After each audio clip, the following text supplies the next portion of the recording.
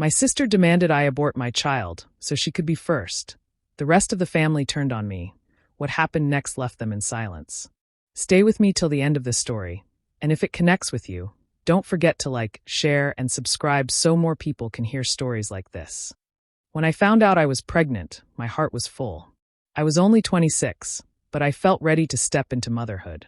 My fiancé Malik and I had dreamed of this moment, and the joy in his eyes when I told him the news made me believe life couldn't get any better.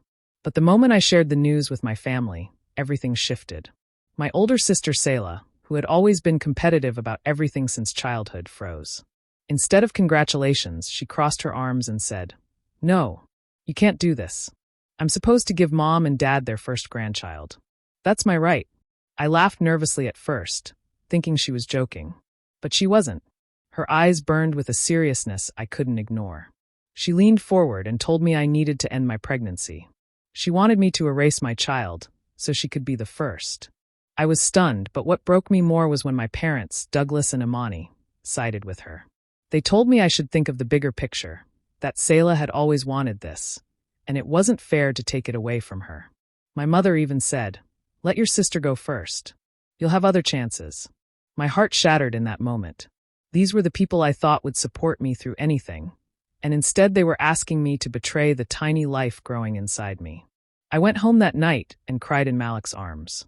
He was furious, but he reminded me that our child was innocent and precious, and no one had the right to take that away.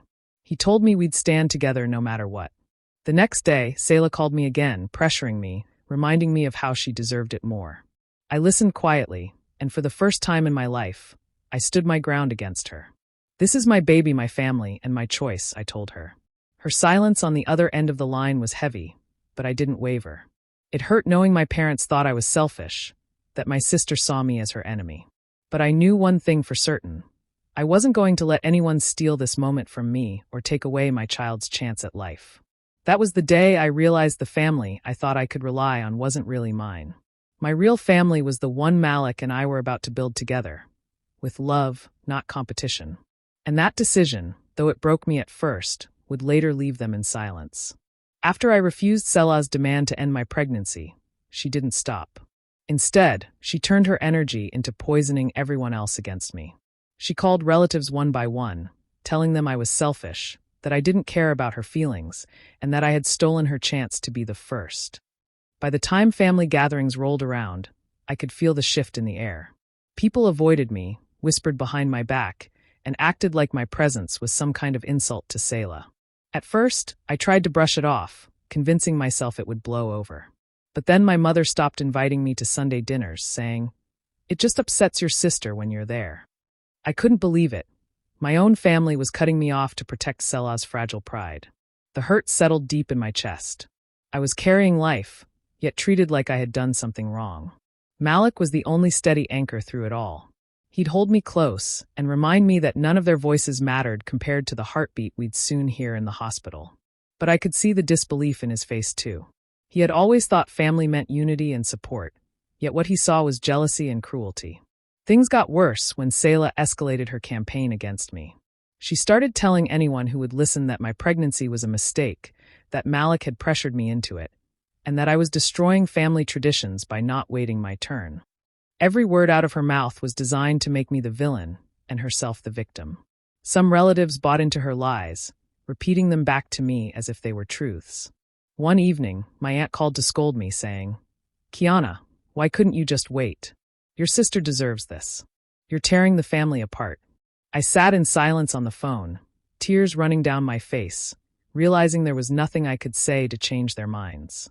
Selah had won their sympathy, and I was left out in the cold. At night, I would lay awake, one hand on my stomach, feeling the tiny flutter of life within me. I told my baby silently that I would never let anyone take them away from me, no matter how much pressure I faced. The world could turn against me, but I wasn't going to betray my child. Malik promised me over and over that we'd make our own family, one built on love, not control. But still, the sting of rejection from my own blood hurt in ways I couldn't describe. Every door that closed, every invitation I didn't receive, every lie Selah spread, it all showed me one painful truth. The hostility wasn't going away.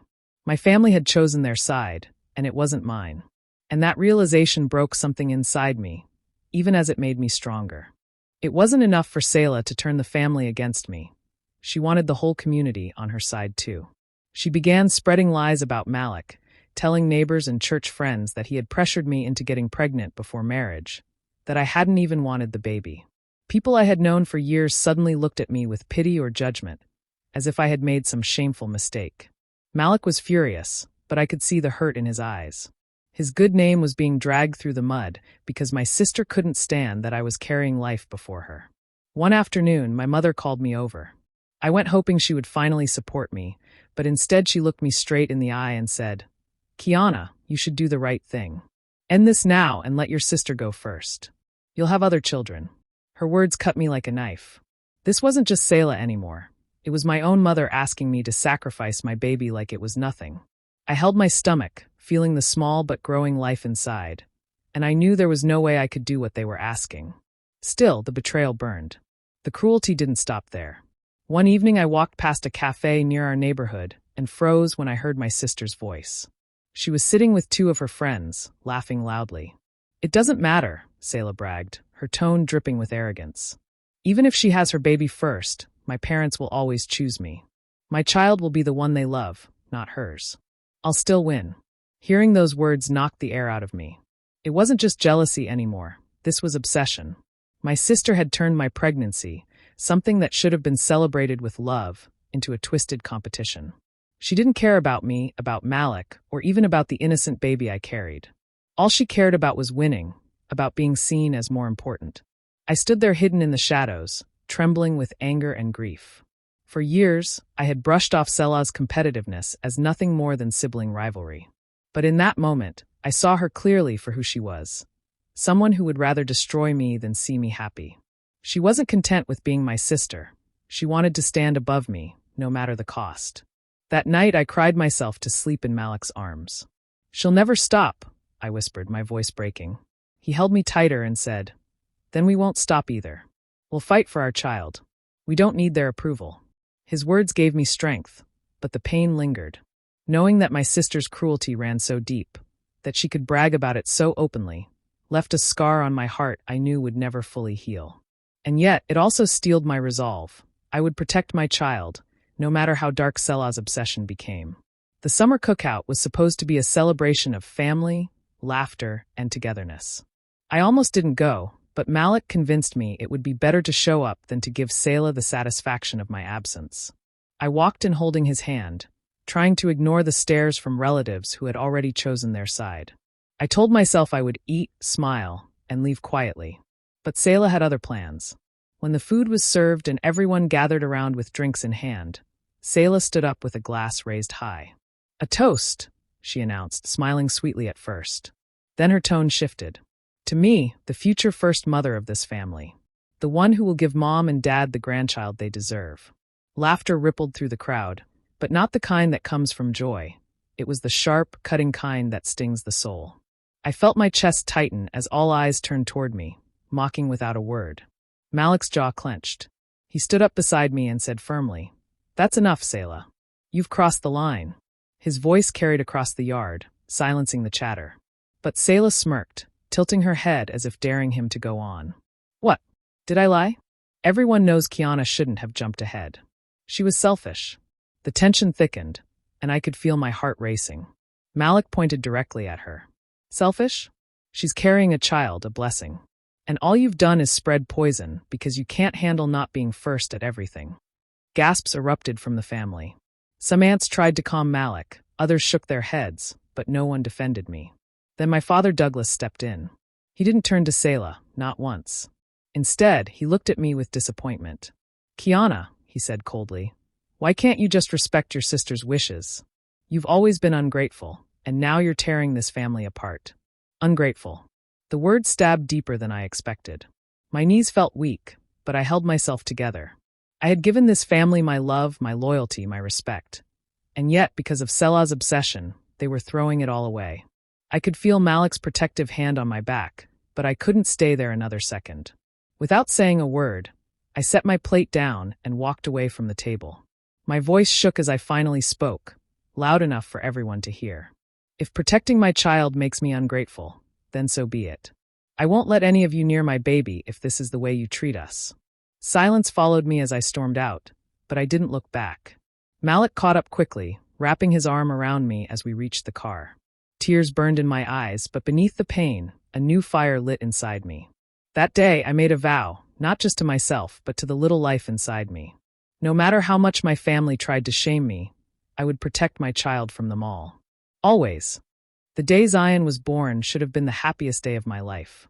After hours of pain, sweat, and tears, I finally heard his first cry. The sound filled the room and filled my heart in ways I never knew were possible. Malik held my hand the whole time, his eyes wet with pride as the doctor placed our baby boy on my chest. I whispered his name, Zion Carter, and kissed his tiny forehead, promising him that he would always know love. In those first moments, I thought maybe everything would change. I thought that when my parents saw their grandson, all the bitterness and jealousy would melt away. But I was wrong. Malik called them with the good news, his voice bursting with excitement. I could hear their flat response through the phone, even from where I lay in the hospital bed. My mother said, "We'll wait for Selah's turn. That will be the real celebration." My father added, "Don't expect us to rush over. Timing matters, and this wasn't yours to take." The words crushed me. I had just given them their first grandchild, yet they acted like Zion didn't even exist. They spoke as if my baby was less important, as if he didn't count because he came from me instead of Selah. My chest ached in ways no labor pain could compare to. I held Zion closer, tears slipping down my cheeks. Malik kissed my forehead and whispered, "They don't deserve him. Or you." But no matter how much he tried to comfort me, I couldn't ignore the hole their rejection left inside me. The betrayal deepened when Selah began spreading her poison yet again. Not satisfied with ignoring Zion, she told anyone who would listen that I had trapped Malik with the baby, that I had forced this pregnancy to secure my place. Neighbors looked at me differently. Old friends stopped calling. Even at the grocery store, I caught people whispering when they thought I couldn't hear. I wanted to scream the truth, that Malik had wanted this baby as much as I did, that Zion was born out of love, not manipulation. But no matter what I said, Selah's lies seemed to stick better than my truth. It was like she had convinced the world that my son was nothing more than a strategy, not the miracle he truly was. At night, while Zion slept peacefully in his crib, I would sit by his side, stroking his tiny fingers. I told him stories about the future, about how he would grow strong, kind, and free. I swore he would never feel the weight of the rejection I carried. But deep down, a part of me broke beyond repair. To bring life into the world and be met with silence, lies, and abandonment from the people who should have loved us most. That was a wound I knew would never fully heal. And still, as I looked at Zion, I knew I had to keep going. For him. Always for him. Not long after I brought Zion home, Selah announced that she was pregnant. She didn't do it quietly, either. She gathered the family together and made the announcement like it was a royal decree. Her smile was smug, her hand resting dramatically on her stomach, as if she had just accomplished something no one else could. The room erupted in cheers, hugs, and congratulations, the kind I had dreamed of hearing when Zion was born. I stood in the corner holding my son, invisible in plain sight. My parents rushed to Selah, tears of joy in their eyes. My mother kissed her forehead, my father clapped her husband on the back, and relatives circled them with excitement. Not one person turned to look at the baby in my arms, the child who had been here first, alive and breathing. As weeks passed, the difference became undeniable. My parents poured all their energy into Selah's pregnancy. They bought her gifts, drove her to appointments, and spoke of her baby as if it were the second coming of hope itself. When she started planning her baby shower, they went all out, renting a hall, ordering an extravagant cake, sending invitations far and wide. I couldn't help but compare it to my own experience. When Zion was born, no shower had been thrown, no gifts from my parents had arrived, no visits or celebrations had taken place. My son had been treated like an afterthought, a mistake. Yet here they were, worshipping the very ground Selah walked on. I tried to stay away from it all, but Malik convinced me to attend the shower, if only to see things clearly for myself. The hall was decorated in gold and white, filled with laughter and music.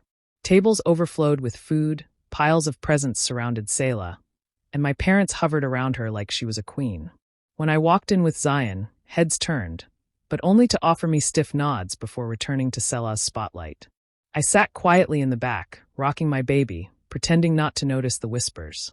Every time I looked at my parents, my heart twisted. Their eyes shone with pride for Selah, a pride they had never shown for me. And it became painfully clear. In their eyes, Zion didn't matter. He wasn't Selah's child, and that alone made him less. The realization cut deep.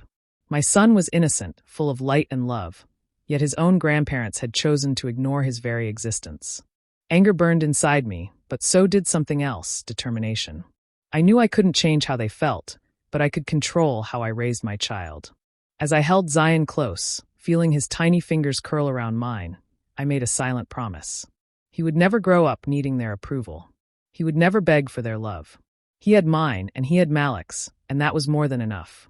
Their rejection might have broken me, but it would never break him. Instead, it would make me stronger, a mother who would fight for her son no matter what game Selah played. Selah's pregnancy didn't go the way she imagined. She had strutted around in the beginning, glowing with pride, convinced that her journey into motherhood would outshine mine. But as the months passed, the cracks in her perfect image started to show. The sickness lasted longer than expected. The doctor's appointments brought worrying news, and she couldn't hide her frustration from everyone around her. Instead of handling it with grace, she grew bitter. Her temper became short, and the people closest to her bore the brunt of it. Shockingly, she even started directing her anger toward Malik.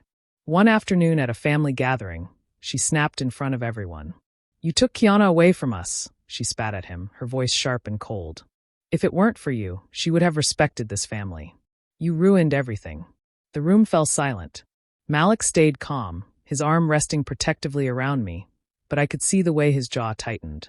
He could have defended himself right then and there, but instead he chose silence, giving her no satisfaction. I followed his lead. We had learned that nothing we said could change their minds, so we focused our energy on Zion, on our little family that was already whole without their approval. But Selah's outburst didn't vanish into the air. Relatives who had once believed every word she said started to frown at her behavior. A few whispered to each other afterward, wondering why she was so consumed with tearing me down when she should have been focusing on her own baby. For the first time, cracks of doubt appeared in the story she had carefully woven. Selah noticed it too, and it only made her lash out more. She started nitpicking at every detail, pointing fingers, playing the victim louder than ever. But no matter how much noise she made, the truth was starting to slip through. Her jealousy was no longer hidden behind polite smiles. It was raw, ugly, and obvious. Meanwhile, Zion was growing. He smiled for the first time, reached out his tiny hands, and filled our home with joy. Malik and I poured ourselves into raising him, ignoring the chaos that Selah tried to stir. We didn't need to fight her. We just needed to live, and our happiness spoke louder than any lie she could spread. I watched relatives who had once looked at me with judgment now glance at Selah with unease. They saw how Malik never raised his voice, how he worked hard to support us, how he cared for Zion with pride. And they saw Selah unraveling, her obsession eating her alive. For the first time in a long while, I felt the shift. The truth was slowly revealing itself, without me lifting a finger. Selah's perfect image was cracking, and no matter how hard she tried, she couldn't hold it together forever. All I had to do was keep protecting my son and let her destroy herself with her own bitterness. Selah had always been the center of attention, and her pregnancy only amplified that expectation. She envisioned the day her baby was born as another stage where the family's love and admiration would orbit around her. She wanted her name on everyone's lips, her triumph written in golden ink across the family legacy. But to her surprise, Kiana and Malik did not appear at the hospital. There were no congratulatory flowers from them, no phone calls filled with forced pleasantries, no emotional gestures to keep Selah satisfied. Instead, Kiana and Malik stayed in their quiet home, cradling little Zion, surrounded by warmth that had nothing to do with Selah or their estranged parents. Their living room echoed with laughter as Malik's sister came over to babysit, or when neighbors dropped by with meals and gifts. The love was genuine, untainted by jealousy or favoritism, and Kiana found herself breathing easier in this space. For the first time in years, she realized she was not defined by her parents' approval, or by Selah's drama. Selah, meanwhile, fumed. She scrolled through social media late at night, half expecting Kiana to post a glowing congratulations. Instead, her screen filled with snapshots of Zion's milestones. His first smile. His tiny fingers curled around Malik's thumb. Family gatherings with Malik's relatives. where Zion was treated like royalty. Each picture was proof that Kiana had built a life outside their family's toxic circle, a life where Selah's existence seemed irrelevant. The absence of Kiana's attention hit Selah harder than any argument could have. For years, she had fed off conflict, needing Kiana to react, to defend, to fight back. But now, silence. Kiana's refusal to engage was its own kind of revenge, a quiet declaration that Selah no longer held power. Relatives began to notice too.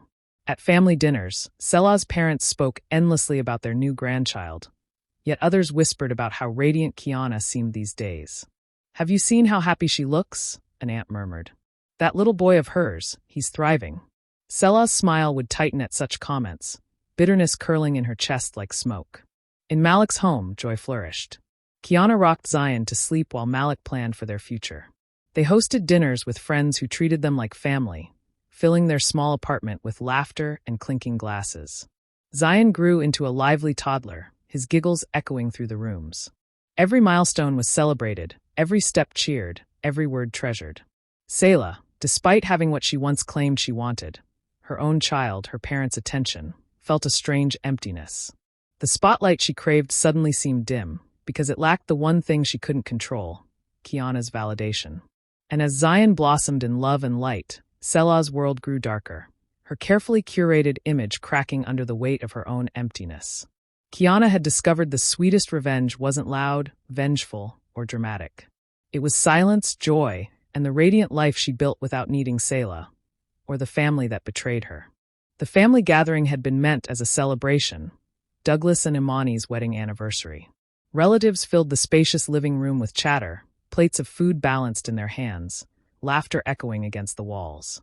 Kiana arrived with Malik and little Zion, not expecting warmth but determined to show respect. She kept her distance, smiling politely as Malik's steady presence anchored her. Selah, however, seethed from the moment she saw them walk in. Her own marriage to David was fraying under the weight of her bitterness, her sharp words, her constant comparisons to Kiana, her endless demands for attention. Even her parents, once indulgent, had begun to pull back. But today, with the family gathered, she saw an opportunity. When the room quieted for Douglas's toast, Selah couldn't hold back. "It must be nice," she sneered, her voice slicing through the air, "to steal someone else's destiny and then sit here pretending you're innocent." The room froze. Forks clinked against plates as conversations died. All eyes shifted from Selah to Kiana, who held Zion in her arms. Malik stiffened beside her, ready to intervene, but Kiana raised a hand, calm, composed, her gaze steady. "Selah," Kiana began softly, "what destiny are you talking about?" "You know." Selah snapped, her eyes wild. "Malik was supposed to be mine. You took him. You trapped him with a baby. You." Kiana's voice cut through her sister's rant, firm but quiet. "Enough." She set Zion in Malik's arms and stepped forward, her spine straight as if years of silence had prepared her for this one moment. "If you want the truth, let's speak it plainly." The room leaned in. Kiana's voice didn't waver as she recounted every betrayal. How Selah had demanded she abort her child so Selah could go first. How their parents had refused to visit when Zion was born. How lies had been spread about her trapping Malik. How Selah's jealousy had poisoned every milestone. She laid it all bare, piece by piece, without raising her tone. Her words didn't need anger. They carried the weight of truth. Gasps rippled through the room. Aunts shook their heads. Cousins exchanged stunned looks. Even David, Selah's husband, dropped his gaze to the floor. Douglas and Imani sat motionless, their faces drained of color. For the first time, they seemed to truly hear what Kiana was saying. Not filtered through Selah's manipulations, not dismissed as exaggeration. The cruelty of their favoritism, the blindness of their choices, stood naked before them. Selah sputtered, searching for a defense, but the silence around her was louder than any accusation. No one came to her aid. No one echoed her bitterness.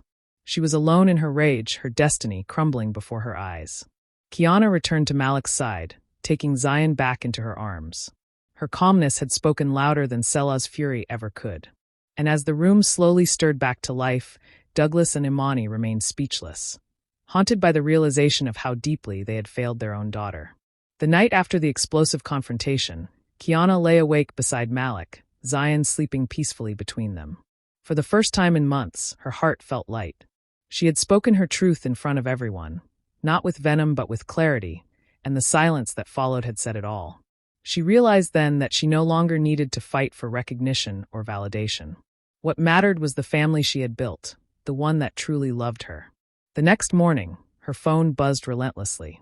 Missed calls from Imani, voicemails from Douglas, even a string of messages from Selah, dripping with half-hearted apologies and veiled jabs. We should move past this. Family is family, after all. But Kiana saw through the words. Selah wasn't reaching out from remorse. She was reaching out because she feared losing the spotlight completely. Kiana didn't answer. She didn't need to. Silence became her shield, and for once her power. Weeks passed. Zion grew stronger, brighter. His laughter filling the home that Malik and Kiana had worked so hard to build together.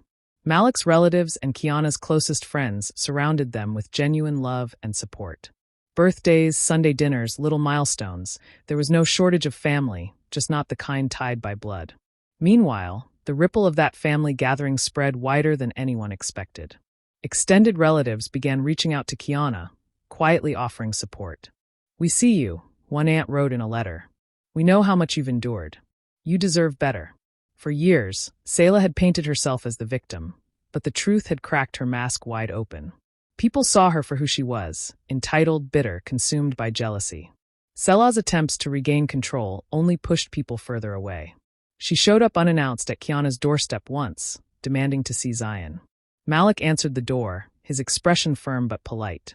"Not here, not now, not ever, unless it's from love, not competition." He shut the door gently but decisively, leaving Selah trembling with rage on the porch. Back at their parents' house, Douglas and Imani wrestled with regret. The weight of their silence during the confrontation, the look on Zion's innocent face when they had refused to acknowledge him, all of it haunted them. They tried calling, sending gifts, even asking intermediaries to speak on their behalf. But Kiana remained unmoved. For her, the line had been drawn. Zion would grow up knowing love, not conditional approval. In time, Selah's bitterness hollowed her. The attention she once craved slipped away. Her parents' house, once lively with gatherings, grew quieter, haunted by what had been lost. Kiana, on the other hand, flourished. She didn't gloat or seek revenge. Her victory was quieter, deeper. She thrived in peace, in the joy of watching Zion take his first steps, in Malik's unwavering devotion, in the laughter of friends who felt more like siblings than Selah ever had. Her revenge was not anger, it was freedom. And while her family sat in the heavy silence of regret, Kiana lived on, fuller and freer than ever before. Do you believe Kiana made the right choice by cutting ties for her own peace? Or should she have given her family another chance? Share your thoughts down below. I'd really like to hear them. And if you enjoy stories like this, make sure to hit subscribe, tap the notification bell, and stay tuned so you never miss the next one.